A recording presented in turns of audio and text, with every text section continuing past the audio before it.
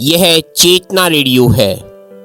चेतना radio के श्रोता 13 सितंबर 2021 से प्रत्येक सोमवार से शनिवार संत स्वामी केशवानंद के जीवन पर आधारित कार्यक्रम युग पुरुष स्वामी केशवानंद का श्रवण कर रहे हैं।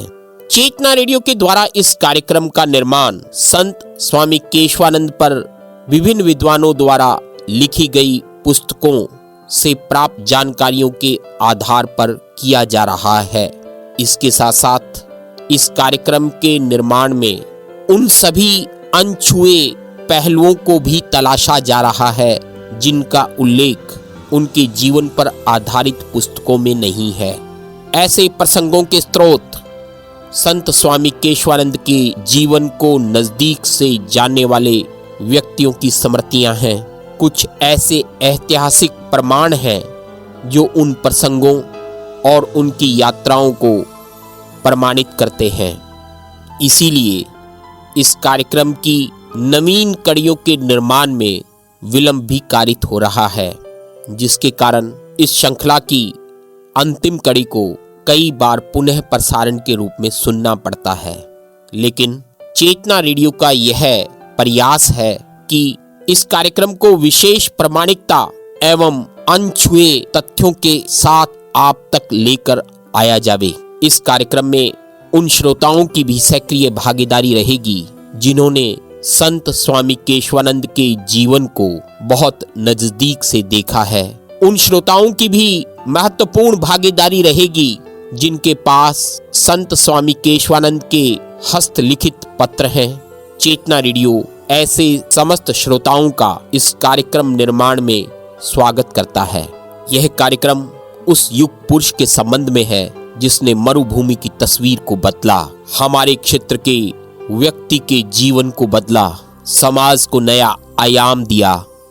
बने रहे चेतना रेडियो 90.4 एफएम के साथ और चेतना रेडियो आपके साथ इस कार्यक्रम को और भी तथ्यात्मक जानकारियों के समावेश के साथ लेकर आता रहेगा। आपका अपना रेडियो चेतना रेडियो। केशवानंद के जीवन पर आधारित कार्यक्रम युग पुरुष संत स्वामी केशवानंद। सुनो सुनो ऐ दुनिया वालों, केशव की तुम अमर कहानी।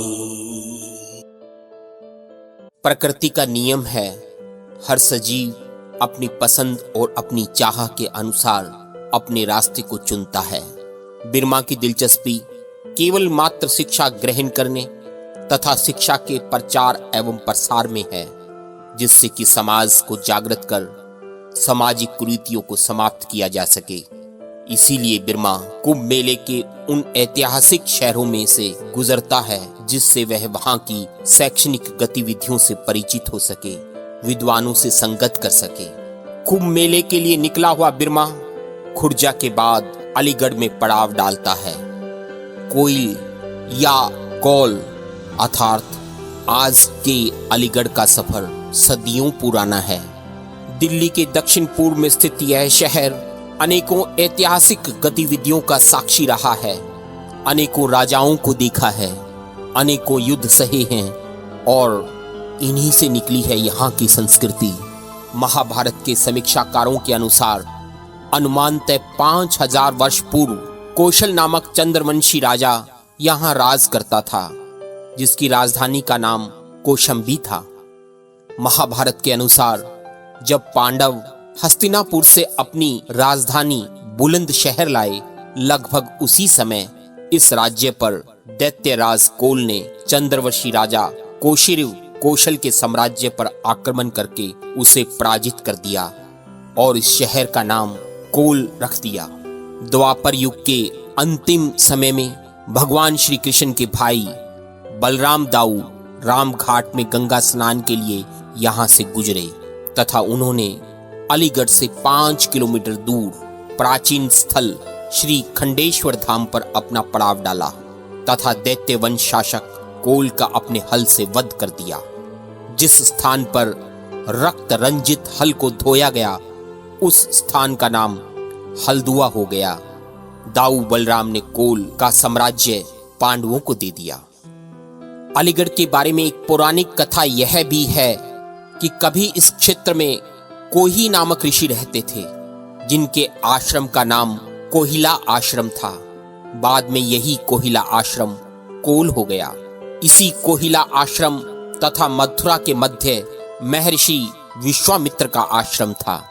इतिहास के इन्हीं पन्नों के अनुसार कोल पर राजपूत, नंद, मौर्य, शक, कुषाण, गुप्त तथा वर्धन वंश के राजाओं का आधिपत्य रहा। प्रसिद्ध इतिहासकार जमाल मोहम्मद सिद्दीकी के अनुसार अलीगढ़ जनपद 200 पुरानी बस्तियां थी। अलीगढ़ गज़टियर के लेखक SR नेविल के अनुसार तोमर वंश के शासक काली सेन के पुत्र मुकुंद सेन, उसके बाद गोविंद सेन, बुद्ध सेन, मंगल सेन हुए। इतिहासकारों के अनुसार यहाँ बौद्ध और जैन शासकों के शासन की भी पुष्टि होती है। इतिहासकारों का एक मत यह भी है कि कोल चाणक्य की क्रमस्थली थी। इतिहास के पन्नों से यह भी सामने आया है कि अशोक सम्राट द्वारा कलिंग विजय के बाद बनाए गए विजय स्मारकों में कौटिल्य का उल्लेख है। वह कौटिल्य कोल आज का अलीगढ़ है। अलीगढ़ शैक्षणिक गतिविधियों का अगुवा रहा। 1856 ईस्वी में यह नगर भारतीय मुसलमानों की सांस्कृतिक गतिविधियों का केंद्र बन गया। सर सैयद अहमद खां के प्रयासों से यहाँ एंग्लो ओरिएंटल कॉलेज की स्थापना की गई, जो कि मुसलमानों के लिए अंग्रेजी शिक्षा का केंद्र बन गया। यही एंग्लो ओरिएंटल कॉलेज आज का विश्व प्रसिद्ध अलीगढ़ मुस्लिम विश्वविद्यालय है, जिसने देश और दुनिया को अनेकों विद्वान दिए।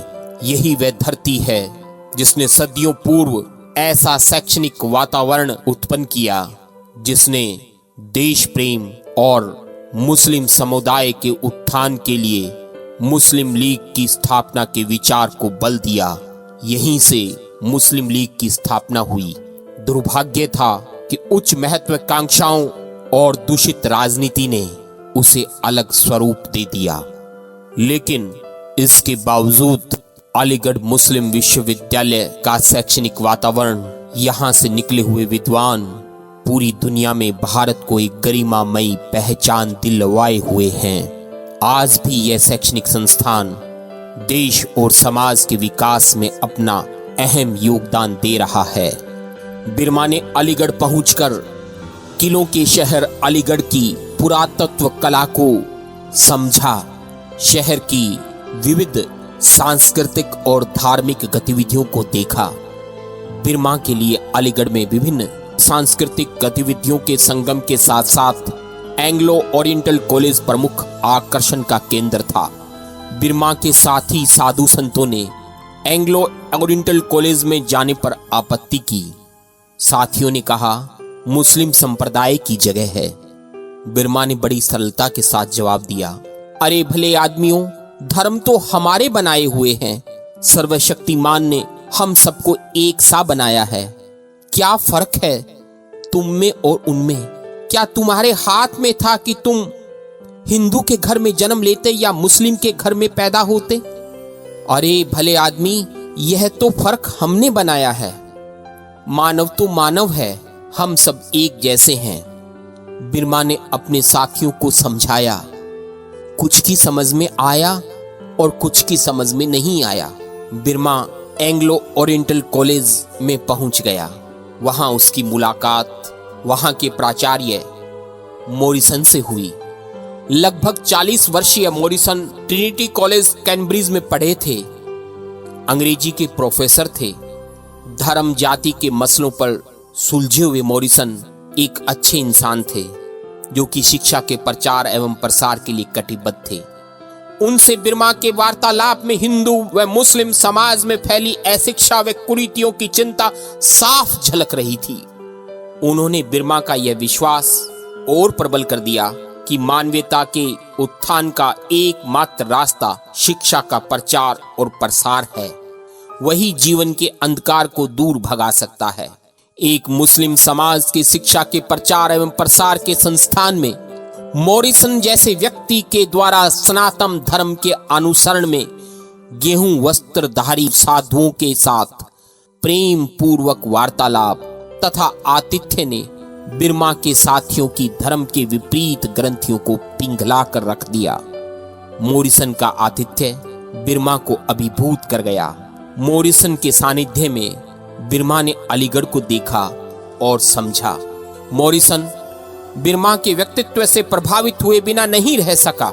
मॉरिसन ने बिरमा की उन जीवन की व्यथाओं को अपने साथ किया जो बिरमा को जीवन में आगे बढ़ने की प्रेरणा देती हैं। इन्हीं व्यथाओं को लिए बिरमा के कदम मथुरा के रास्ते महर्षि विश्वामित्र के आश्रम की तलाश की ओर बढ़ चले। जो व्यथाएं प्रेरणा दें उन व्यथाओं को दुलारो, जूझ कर कठिनाइयों से रंग जीवन के निखारो। जो व्यथाएं प्रेरणा दे उन व्यथाओं को दुलारो। दीप बुझ बुझ कर जला है, वृक्ष कट कट कर बढ़ा है। दीप बुझ बुझ कर जला है, वृक्ष कट कट कर बढ़ा है। मृत्यु से जीवन मिले तो आरती उसकी उतारो। मृत्यु से जीवन मिले तो आरती उसकी उतारो। जो व्यथाएं प्रेरणा दे, साहसी को बल दिया है, मृत्यु ने मारा नहीं है। साहसी को बल दिया है, मृत्यु ने मारा नहीं है। राह ही हारी सदा, राही कभी हारा नहीं है।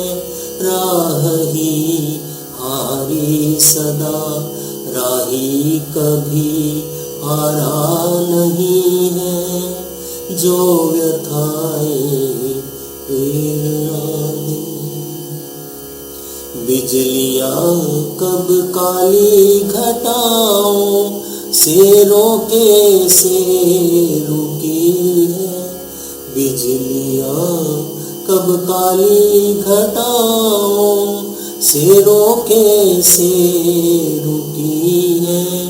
डूबते देखे भंवर ही, डूबते देखे भंवर ही, डूबती धारा नहीं है। डूबते देखे भंवर ही, डूबती धारा नहीं है। जो व्यथाएं प्रेरणा दे उन व्यथाओं को दुलारो। जूझ कर कठिनाइयों से रंग जीवन के निखारो। जो व्यथाएं प्रेरणा दे।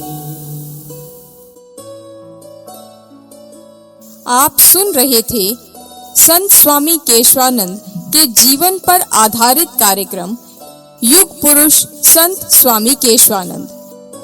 कार्यक्रम निर्माण चेतना रेडियो, निर्देशन लेखन व सूत्रधार संजय आर्य, साज सज्जा अनूप सैनी व ज्योतिर्मय आर्य, गायन भूपेंद्र सुथार। पाठ्य पुस्तक संकलन आभार शेर सिंह जी तूर, डालचंद जी सहारन व डॉक्टर ब्रिज नारायण कौशिक।